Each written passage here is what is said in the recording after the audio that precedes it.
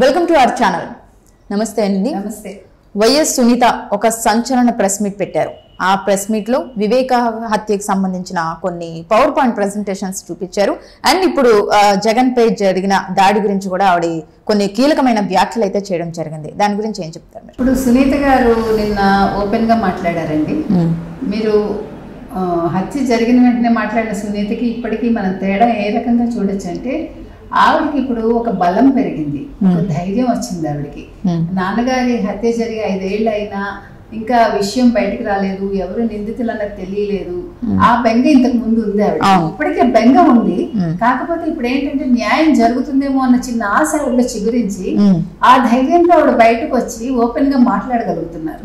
ఎందుకంటే ఆవిడ అన్నయ్య జగన్మోహన్ రెడ్డి గారి అపాయింట్మెంట్ అడిగారు, ముఖ్యమంత్రి గారు అడిగారు, తర్వాత లేఖ రాశారు అపాయింట్మెంట్ ఇమ్మని, స్పందన లేదు. అందుకని 5 ఏళ్ళు ఎదురు చూసి నేను ఇప్పుడు బయటకు వస్తున్నాను అని ఆవిడ చెప్తున్నారు.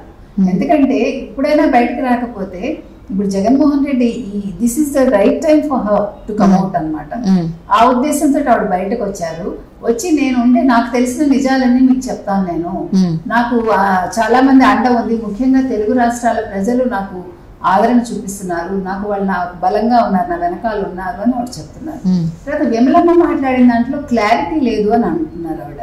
ఇంకొకటి ఏం చెప్పారంటే, నేను టీడీపీలో జాయిన్ అయ్యాను అని ప్రచారం చేస్తున్నారు అని ఆవేదన వ్యక్తం చేశారు ఆవిడ.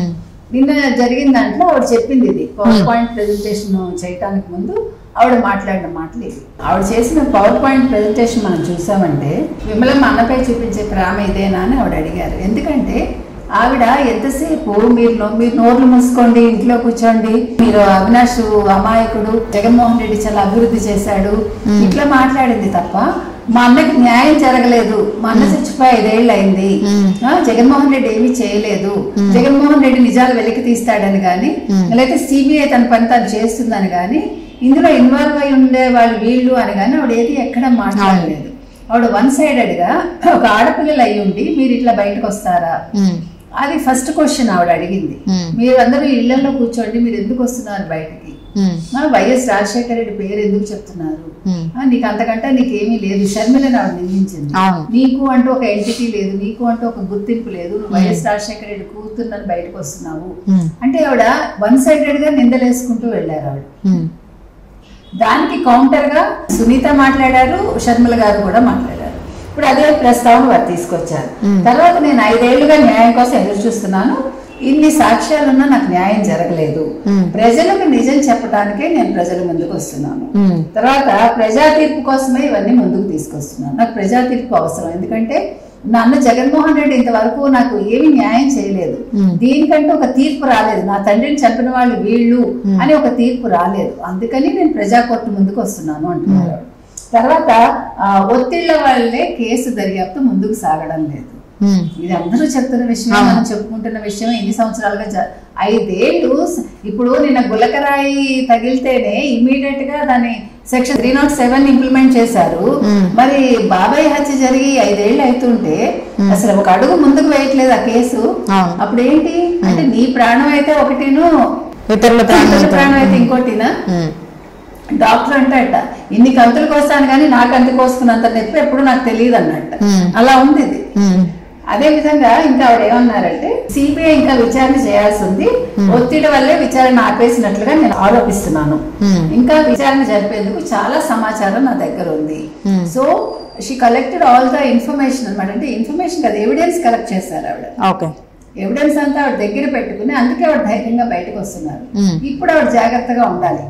మనం చెప్పేది ఏంటంటే, ఎందుకంటే ఇప్పుడు థ్రెట్ ఉంటుంది ఆవిడ. So she has to be very careful well coming out. అది ఆ తర్వాత గుండెపోటుగా ప్రచారం చేశారు. అప్పట్లో వివేక హత్యని మొదటి సాక్షిలో గుండెపోటుగా ప్రచారం చేశారు. వివరాలు వెల్లడిస్తూ పాపం ఆవిడ చాలా బాధపడ్డారు. సహజం కదమ్మా, తండ్రి 5 ఏళ్లుగా పోరాటం, ఒంటరి పోరాటం చేస్తున్నారు ఆవిడ. ఇప్పుడే తనకి షర్మిల తోడయ్యారు. నేను అంటే అక్క చెల్లెలు ఇద్దరు ఒక చోటకు వచ్చారు. ఇప్పుడు వేదిక ఏదైనప్పటికీ కారణం మాత్రం తండ్రి హత్యే కదా. అక్కడ బాబాయ్ అని ఆవిడ అనుకుంటారు బాబాయ్ హత్యని, తిని తండ్రి హత్య కాబట్టి ఆ విషయం మీద ఇద్దరు ఒకే వేదిక మీదకి వచ్చారు. సో ఆవిడ భావోద్వేగానికి లోన్ కావడం అనేది సహజం. తర్వాత 5 ఏళ్ల కిందట నాది ఒంటరి పోరాటం, ఇందాక మనం చెప్పింది ఆవిడ చెప్పారు. తర్వాత తెలుగు రాష్ట్రాలు నా పోరాటానికి మద్దతు ఇస్తున్నాయి. మద్దతు ఇస్తున్న ప్రజలందరికీ నా కృతజ్ఞతలు. నాకు తెలిసిన విషయాలన్నీ ప్రజల ముందు ఉంచుతాను. ఇది న్యాయమా అని నేను ప్రశ్నిస్తున్నాను. ఇంత అన్యాయం జరుగుతుందా ఎక్కడైనా? సొంత అన్న అంటే పెద్దనాన్న కొడుకే గాని అన్నగానే భావిస్తున్నారు ఆవిడ. సో అన్నగా ఉండి ఆయన ఏం న్యాయం చేశాడు? బాబాయ్ హత్యని ఆయన మసిపూసి మారేడికాయ చేస్తున్నాడు ఇంతకాలం అనేది ఆవిడ ఆవేదన. తర్వాత ఎంపీ కృష్ణారెడ్డి అనే వ్యక్తి వివేకాకు చాలా సన్నిహితుడు అని చెప్పారు. శివశంకర్ రెడ్డికి కృష్ణారెడ్డికి మధ్య ఫోన్ కాల్స్ జరిగాయి. ఓకే. తర్వాత భాస్కర్ రెడ్డి ఫోన్ డేటా చూస్తే 14 నుంచి 16 ఉదయం వరకు స్విచ్ ఆఫ్ ఉంది. అవినాష్ రెడ్డి మాత్రం వీళ్ళెవరో తెలియదని చెప్తున్నారు. తర్వాత సంచలన CCTV ఫుటేజ్ ఆవిడ బయట పెట్టారు. అవినాష్ భాస్కర్ రెడ్డితో కిరణ్ యాదవ్ తో ఉన్న ఫోటోలు చూపించారు. తర్వాత ఏమో గంగిరెడ్డి అవినాష్ మధ్య చాలా సార్లు వాట్సాప్ కాల్స్ ఆధారాలు చూపించారు. తర్వాత హత్య తర్వాత ఉమాశంకర్ రెడ్డి పారిపోతున్న ఫుటేజ్ ని ఆవిడ సిబిఐ సేకరించిందని వెల్లడించారు. తర్వాత లొకేషన్ ఎక్కడ చూపించింది అనే విషయాన్ని సునీత వెల్లడించారు. ఎక్కట మార్చి 14వ రాత్రి అవినాష్ ఇంట్లో సునీల్ యాదవ్ లొకేషన్ కనిపించింది. ఇది ఎంత పెద్ద ఎవిడెన్స్ అంటే వీళ్ళందరూ కూడా అవినాష్ ఇంట్లోనే అసలు నాకు అసలు నిందితులు ఎవరో తెలియదు అన్న వ్యక్తి వివేకానంద రెడ్డి బావమరిది చెప్తే అక్కడికి వెళ్ళాను అని చెప్పిన పెద్ద మనిషి అక్కడ రక్తపు మరకలు తుడుస్తూ ఉంటే అమాయకంగా నిల్చుని చూసిన పెద్ద మనిషి ఇన్ని చేశాడు. అర్థమైందా?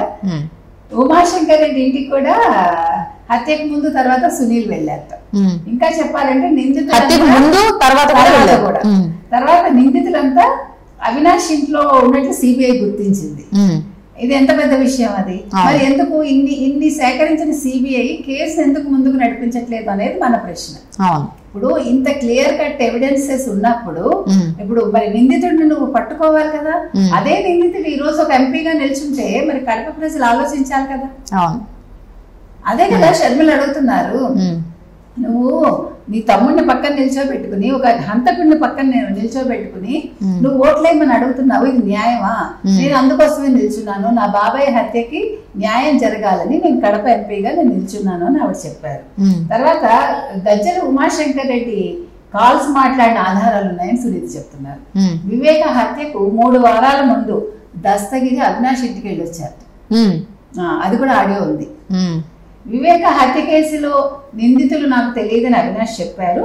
కానీ అవినాష్ మాట్లాడిన కాల్స్ ఫోటోలు నిన్న సునీత రెడ్డి బయట పెట్టారు. మరి ఇప్పుడు అవినాష్ రెడ్డి ఏం సమాధానం చెప్తారు? ఇప్పుడు ప్రజల ముందు చెప్పాల్సిన అవసరం ఉంది. వచ్చి ఆయన వివరణ ఇచ్చుకోవాల్సిన అవసరం ఉంది. ఇప్పుడు ఏ ఎవిడెన్స్ లేకుండా ఎవడు మాట్లాడటల్లా. విమలమ్మ ఏమన్నారు? మీ దగ్గర ఏ ఆధారాలు ఉన్నాయని మీరు మాట్లాడుతున్నారు? మీకు ఏం తెలుసని మీరు మాట్లాడుతున్నారు? మీ బాబాయ్ని ఎవరు హత్య చేయించారు, వీళ్ళు హత్య చేయించారని ఎలా చెప్తారు అని ఆవిడ ప్రశ్నించింది కదా. దానికి సమాధానం సునీత గారు నిన్న చూపించారు. అర్థమైందా? సో ఇప్పుడు అవినాష్ రెడ్డి ప్రజల దగ్గరికి వచ్చి ఇగో ఇవన్నీ అబద్ధాలను చూపించమనండి, ఇవన్నీ ఫేక్ అని చెప్పమనండి, అప్పుడు మాట్లాడతాం. తర్వాత షర్మిలకి ఎంపీ సీట్ ఇవ్వాలని వివేక అడిగారు. ఇంకొక పెద్ద విషయం ఏంటంటే వివేక పేరుని ఓటర్ల లిస్ట్ లోంచి తీసేసారట, జాబితాలోంచి. ఎంత పెద్ద కుట్రది. తర్వాత మొదటి ఛార్జ్ షీట్ లో సిబిఐ 4 పేర్లు పెట్టింది. వాళ్ళు ఎవరు? A1 Erra Gangi Reddy, A2 Sunil Yadav, A3 Umashankar Reddy, A4 Dastagiri. ఇప్పుడు దస్తగిరి అప్రూవర్ గా మారి ఆయన నేను నిజాలు చెప్తానని ముందుకు వచ్చారు ఆయన. తర్వాత A1 ఎర్రగంగిరెడ్డితో అవినాష్ కి చాలా మంచి పరిచయం ఉంది. ఇంకా ఇలా చెప్పుకుంటూ వెళ్తే వివేక హత్య కేసులో సూత్రధారులు ఎవరో వివరిస్తున్న వైఎస్ సునీత. ఇదేంటంటే ఇప్పుడు మొదట రిమాండ్ లో సిబిఐ 4 పేర్లు చెప్పారు అని మనం మెన్షన్ చేసాం. ఇప్పుడు తర్వాత ఎర్రగంగిరెడ్డి, యాదాటి సునీల్ యాదవ్, గజ్జల ఉమాశంకర్ రెడ్డి, దస్తగిరి, ఈ నలుగురితోటి కూడా అవినాష్ రెడ్డికి వ్యక్తిగతంగా ఈ నిందితులతోటి పరిచయం ఉంది. అది సునీత నిన్న బయటకు తీసుకొచ్చిన విషయం. ఇంకొకటి సునీల్ యాదవ్ తమ్ముడు కిరణ్ యాదవ్ కూడా ఉన్నాడు అక్కడ. ఇది మొత్తం కాల్ డేటా చూస్తే మనకి వీరి మధ్య ఉండే సంబంధ బాంధవ్యాలు, తర్వాత ఫోటోలు చూస్తే క్లియర్ కట్ గా అన్ని తెలుస్తున్నాయి. సో ఈ మొత్తం ఎపిసోడ్ తీసుకుంటే నేను సునీత బయట పెట్టిన దాని ప్రకారం ఇప్పుడు సునీత దగ్గర మొత్తం ఎవిడెన్స్ ఉంది. ఈ ఎవిడెన్స్ ప్రకారం ఇప్పుడు సిబిఐ రంగంలోకి దూకి అవినాష్ రెడ్డిని అరెస్ట్ చేయాలి. ఇప్పుడు ఎలాగా ఇప్పుడు ఆయన కేసు ఏదో ఇప్పుడు వస్తుంది కదా, హియరింగ్ రావాలి. ఇప్పుడు ఇవి కనుక వాళ్ళ దగ్గరికి వెళ్తే వాళ్ళు ఆయన బెయిల్ రద్దు చేశారనుకోండి, అప్పుడు అవినాష్ రెడ్డి ఎన్నికల్లో నిలిచిన అవకాశాన్ని కోల్పోతాడు ఆయన. ఒక 6 ఏళ్ళు అట్లీస్ట్ ఇది తేలే వరకు 6 years అయితే హీ కెనాట్ కంటెస్ట్ అనమాట. ఆ తర్వాత అవినాష్ రెడ్డిని అరెస్ట్ చేశాక ఇప్పుడు కడపలో షర్మిలకు ఎదురుగా ఎవరు నిల్చోబెడతారో అప్పుడు వైఎస్ జగన్మోహన్ రెడ్డి గారు చెప్పాలి. ఇంకొకటి, వైఎస్ జగన్మోహన్ రెడ్డి అవినాష్ రెడ్డిని నిందితుడు కాదు మంచి వ్యక్తి అని సర్టిఫై చేసి కదా ఎంపీగా నిల్చోబెట్టారు. దానికి కూడా ఆయన ఆన్సర్ ఇవ్వాలి. ఒక ముఖ్యమంత్రిగా ఉంటూ నువ్వు ఒక హత్య చేసిన వాడిని, సొంత బాబాయిని హత్య చేసిన వాడిని నువ్వు పక్కన ఎలా పెట్టుకున్నావు, ఎందుకు పెట్టుకున్నావు, నీకు అతనికి ఉండే సంబంధం ఏంటి, అసలు మీ అందరి లింకులు ఏంటి, ఇవి కూడా సిబిఐ చూడాలి. సో ఓవరాల్ గా దీన్ని బట్టి చూస్తే ఇప్పుడు ఈ ఎవిడెన్స్ బట్టి చూస్తే గనక ఇప్పుడు సీఎం జగన్మోహన్ రెడ్డి ఆన్సర్ చేయాల్సి ఉంటుంది, అవినాష్ ఆన్సర్ చేయాల్సి ఉంటుంది, అండ్ ఇప్పుడు సిబిఐ రంగంలోకి దిగి ఏం చేస్తుంది అని తెలియాల్సి ఉంటుంది. అండ్ మొన్న మాట్లాడిన విమలా గారు కూడా ఈ మీరు ఏమున్నాయని, ఏ ఆధారాలు ఉన్నాయని మీరు ఎన్ని చెప్తున్నారు అని ఆవిడ ఆన్సర్ చేయాల్సి ఉంటుంది. సో ఇంతమంది ఇప్పుడు ఆన్సర్ చేయాల్సిన అవసరం అయితే ఉంది. ఇప్పుడు ఇంతమంది ఆన్సర్ చేయాలి. విమలారెడ్డికి ఆన్సర్ గానే ఇవన్నీ ఆవిడ చెప్పింది. ఫస్ట్ విమలారెడ్డికి ఇవంతా కూడా ఏ ఆధారాలు అన్నప్పుడు ఆవిడ నిన్న విమలారెడ్డికి ఆధారాలు చూపించింది, జగన్మోహన్ రెడ్డి అపాయింట్మెంట్ ఇవ్వనందుకు ఆధారాలు చూపించింది, భారతీరెడ్డికి ఆధారాలు చూపించింది, అవినాష్ రెడ్డి నాకేం తెలియదు నామాయకంగా పాప నోరు ఇప్పకుండా ఉన్నందుకు అవినాష్ రెడ్డి కాదమ్మా నువ్వు నోరు విప్పు, నువ్వు ఉన్నావు అక్కడ, నీ కాల్ డేటా ఇది నువ్వు మాట్లాడావు, నువ్వు వీటన్నిటితో నీకు సంబంధం ఉంది అని అతనికి ప్రత్యక్షంగా చూపించింది ఆవిడ. వీటన్నిటికంటే కూడా కడప ప్రజలకు ఆవిడ ఏం చెప్తున్నారంటే, అమ్మా కడప ప్రజలారా మీరు మా నాన్నకు న్యాయం చేయండి, మా నాన్నకు హత్య జరిగింది, ఈ హత్యకి న్యాయం జరగాలంటే మీరు షర్మిలని గెలిపించండి అని ఆవిడ చెప్పకనే చెప్తున్నారు. అంటే ఆవిడ అడిగేది ఒకటే, వాళ్ళు చంపారు కదా అని నేను వెళ్ళి చంపొచ్చు, కానీ నేను మా నాన్న కోసం న్యాయం కోసం చూస్తున్నానని ఒక్క మాట మాత్రం అడిగారు అంతే. ఆయన ఆత్మశాంతి కావాలి, ఆవిడకి న్యాయం కావాలి అంతే.